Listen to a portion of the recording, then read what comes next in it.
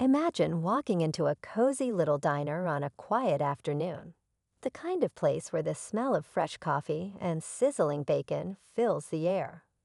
It's a typical day, with waitresses zipping around and customers chatting over their meals. In one corner, a man sits alone at the counter. He's wearing a worn beige jacket, his face lined with years of experience, wisdom, and stories untold. Most people would probably pass by without a second glance, but not these officers. A group of police officers on their lunch break notices the man right away.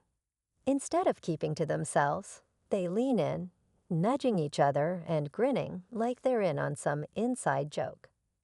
One officer points, another laughs, and soon the whole group is chuckling, loud enough for everyone nearby to hear. They're clearly making fun of the lone diner, who doesn't say a word. He just sits there, sipping his coffee and minding his own business. What the officers don't realize is that this isn't just any ordinary man. In fact, if they knew the truth, they'd probably be the ones standing up out of respect. But right now, they're too busy having a good laugh to notice the subtle clues staring them right in the face. The man's calm, unbothered demeanor hides something extraordinary, something sitting quietly on the table next to him, just waiting to be seen. As the officers continue their jokes, the atmosphere in the diner starts to shift. A few customers glance over, sensing that something isn't quite right. And then it happens. One officer's smile fades as his eyes lock onto the object on the man's desk. His expression turns serious. He nudges the guy next to him, who also goes wide-eyed. One by one, the laughter stops, replaced by a stunned, almost reverent silence. What did they see? What was it about this quiet, unassuming diner guest that turned their ridicule into respect? And why did the officers suddenly wish they hadn't been so quick to judge? Stick around, because this heartwarming story is about to take a surprising turn, one that will remind us all of the importance of humility, respect, and looking beyond first impressions. The diner seemed frozen in time as the officers stood there, trying to process what they had just noticed. The once lively banter was now gone, replaced by an awkward hush. The man at the counter remained calm, lifting his coffee cup with steady hands, completely unfazed by the sudden shift in attention. If he noticed their stares, he didn't show it. It wasn't just the worn jacket or the quiet demeanor that made him stand out now. No, it was something else entirely. Sitting right on the counter next to his plate of barely touched breakfast was an unmistakable object. Polished but subtly scuffed from use, it seemed out of place in this ordinary diner filled with the clinking of cutlery and soft murmurs. One of the younger officers, still looking a little sheepish, leaned closer to whisper, "Is that what I think it is?" His older colleague gave a slow nod, eyes wide. "Yeah, it is." The realization hit them all at once. This man wasn't just some grumpy diner regular they could joke about. He was someone important, someone who had clearly seen things they couldn't begin to imagine. Whatever was on that counter wasn't just a simple object. It was a symbol of dedication, courage, and sacrifice. Curiosity mixed with guilt as the officers exchanged glances. The leader of the group, a tall officer with a neatly pressed uniform, cleared his throat. His previous amusement had been completely replaced by a look of respect. He seemed torn between approaching the man to say something or just letting him finish his meal in peace. But there was still a lingering mystery. Who exactly was this man? What had brought him to this small-town diner, alone and quiet on this particular day? The diner patrons had also picked up on this shift in energy. Some craned their necks, trying to figure out what the fuss was all about. A waitress, balancing plates on her arm, paused briefly, her eyes flicking toward the counter. Even she seemed to sense that this moment was more significant than it appeared. Yet the man remained unfazed by all the attention. His expression never wavered, calm, stoic, like someone who had long learned not to be rattled by the opinions of others. He reached for a newspaper folded neatly beside him, flipping through it as though the world around him didn't exist. But the officers couldn't ignore it. They knew there was a story here, something bigger than what met the eye. And whatever it was, they were determined to find out. The question lingered in the air like the aroma of fresh coffee. Who was this man? And what had they just stumbled upon? The answer, as they would soon discover, would leave everyone in that diner speechless. The officers were still frozen in place, their earlier confidence drained by a sudden awareness they hadn't expected. The object on the counter gleamed faintly under the warm diner lights, quiet but commanding. It spoke volumes without making a sound, hinting at a life filled with untold experiences, achievements, and perhaps even sacrifices. The tall officer, who had led the teasing moments ago, took a hesitant step forward.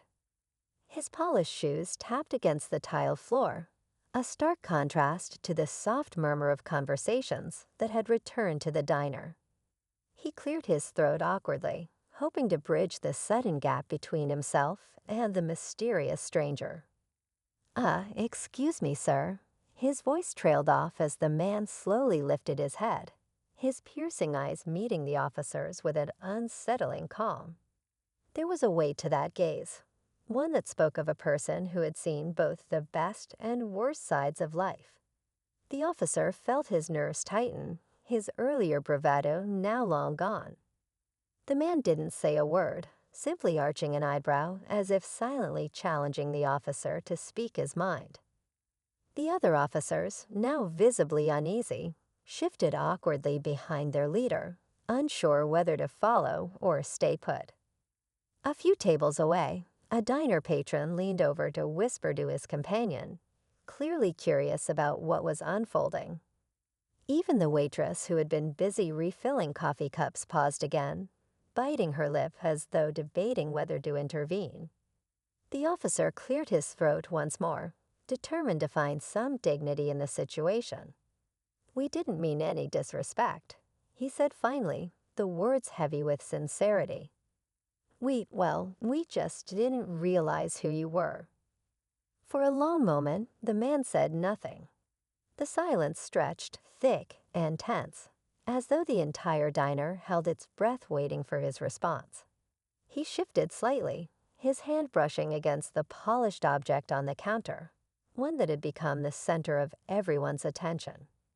The officer's eyes flicked to it once again, unable to look away. He had seen similar items before, though not often. And when he did, it was always under circumstances that demanded reverence.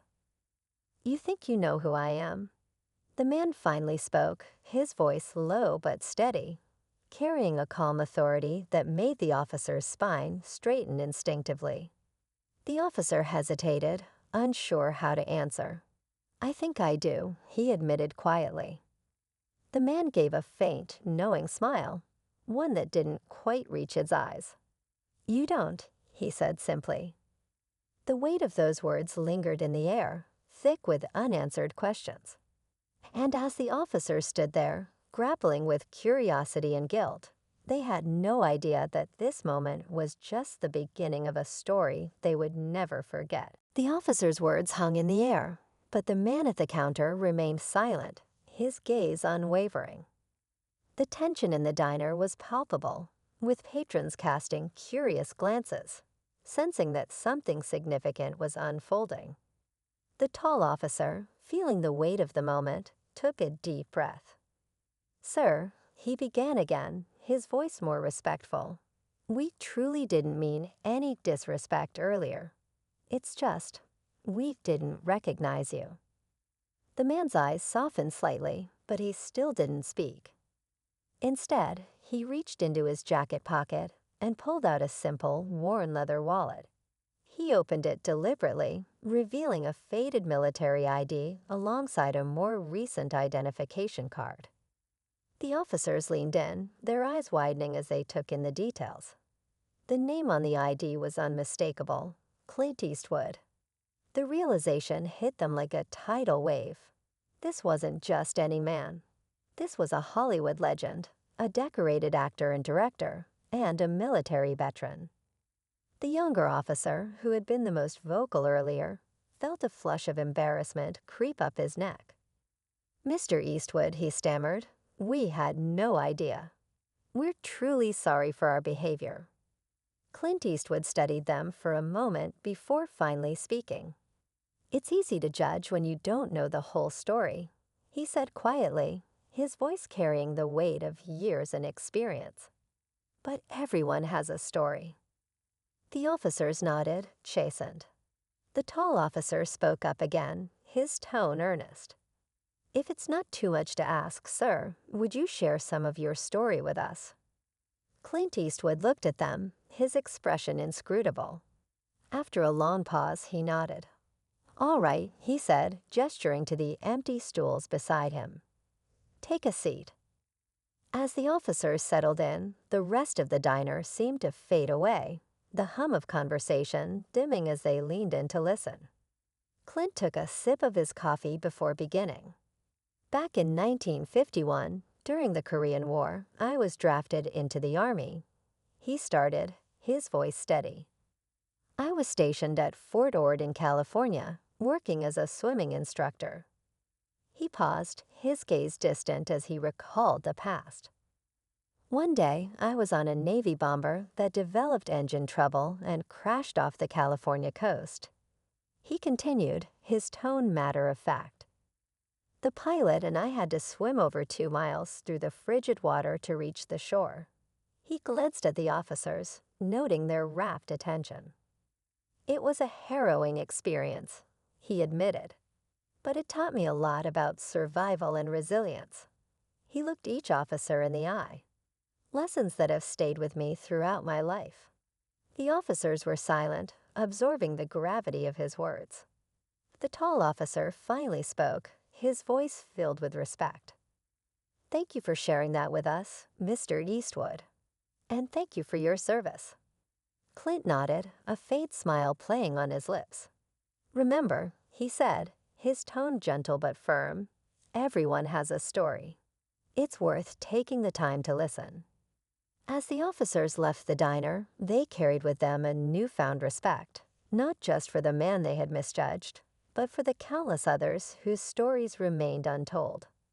And Clint Eastwood, the man who had lived through it all, watched them go, his coffee growing cold as he reflected on the unexpected encounter. In that small diner, on an otherwise ordinary day, a simple lesson was learned: that behind every face lies a story waiting to be heard. And sometimes, taking the time to listen can change everything. As the officers absorbed Clint Eastwood's words, the diner door swung open with a jingle. A young man, appearing disheveled and anxious, stumbled in, clutching a worn envelope. His eyes darted around until they landed on Eastwood. With a determined stride, he approached the counter, ignoring the curious glances from patrons and officers alike. "Mr. Eastwood?" the young man asked, his voice trembling slightly. Clint looked up, a mixture of curiosity and concern crossing his face. "Yes." The young man took a deep breath, extending the envelope toward him. "I've been searching for you. This is for you." Clint accepted the envelope, his brow furrowing as he examined it. The officers watched intently, the earlier tension now replaced by intrigue. The diner's ambient noise seemed to fade as all eyes focused on the unfolding interaction. Opening the envelope, Clint pulled out a faded photograph and a handwritten letter. His eyes scanned the letter, and as he read, his usually stoic expression softened, revealing a glimmer of emotion that few had ever seen. The young man shifted nervously. "I found that among my grandfather's belongings after he passed.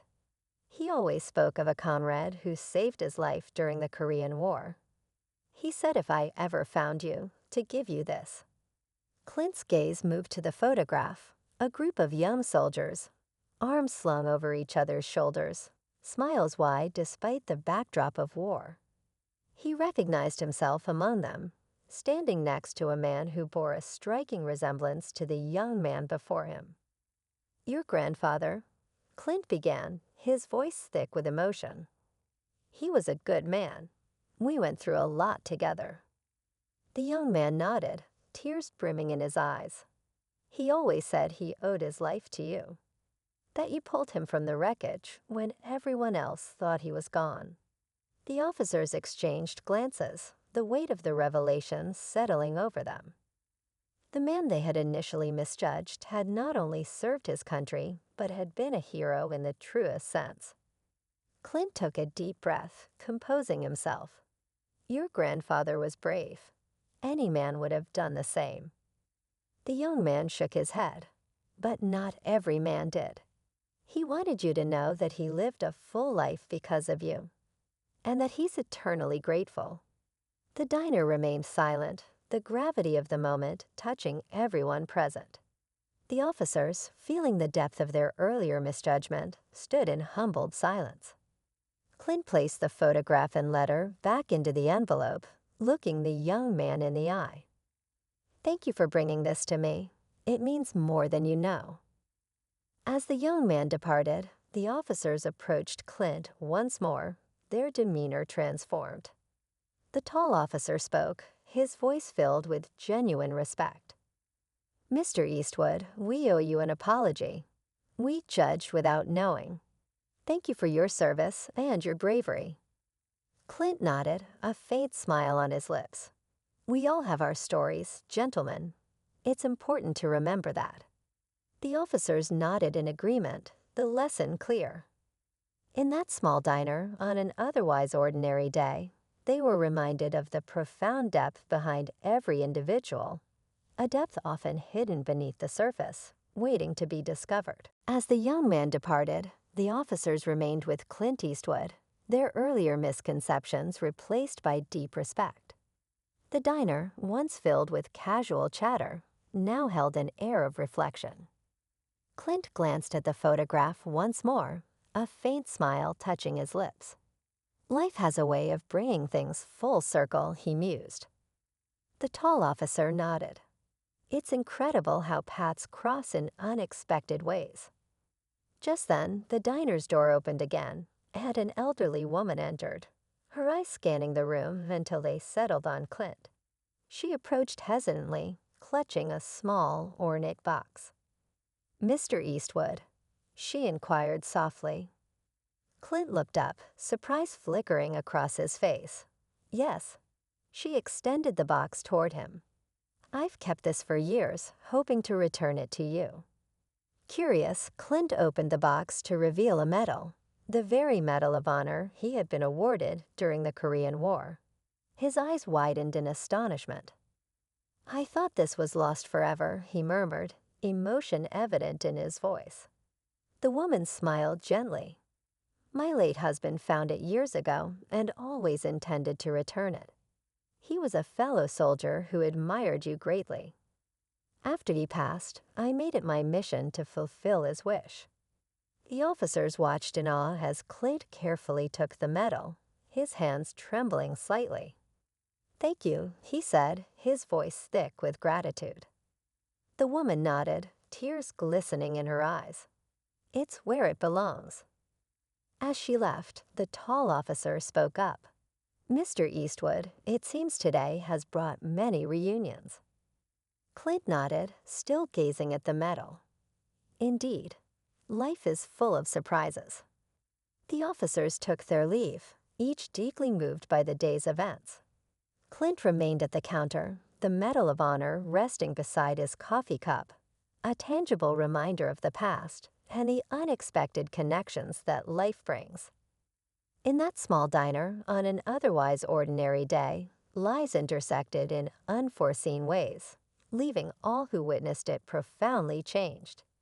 As the sun dipped below the horizon, casting a warm glow through the diner's windows, Clint Eastwood remained seated at the counter, the Medal of Honor gleaming beside his now cold coffee. The day's unexpected encounters had stirred memories long buried, leaving him in a contemplative state. The waitress, noticing his untouched coffee, approached with a gentle smile. "Would you like a refill, Mr. Eastwood?" she asked softly. Clint looked up, his eyes reflecting a mix of gratitude and fatigue. "No, thank you," he replied. "I think I've had enough for today." As he prepared to leave, the diner's door swung open once more, and a middle-aged man entered, his posture hesitant. He scanned the room until his gaze settled on Clint. With a deep breath, he approached, clutching a small weathered journal in his hands. "Mr. Eastwood?" the man inquired, his voice tinged with emotion. Clint paused, curiosity piqued. "Yes." The man extended the journal toward him. "This belonged to my father. He always spoke of a fellow soldier who inspired him during the war. I believe that soldier was you."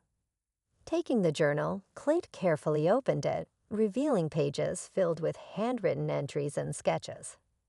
As he skimmed through, he recognized scenes from the battlefield, moments of camaraderie, and reflections that resonated deeply.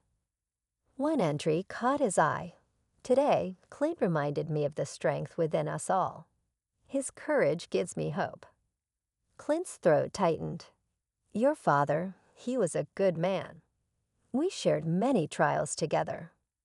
The man nodded, tears welling up. "He always said you were the reason he made it through those dark times. He wanted you to have this." Clint closed the journal, holding it close to his chest. "Thank you. This means more than words can express."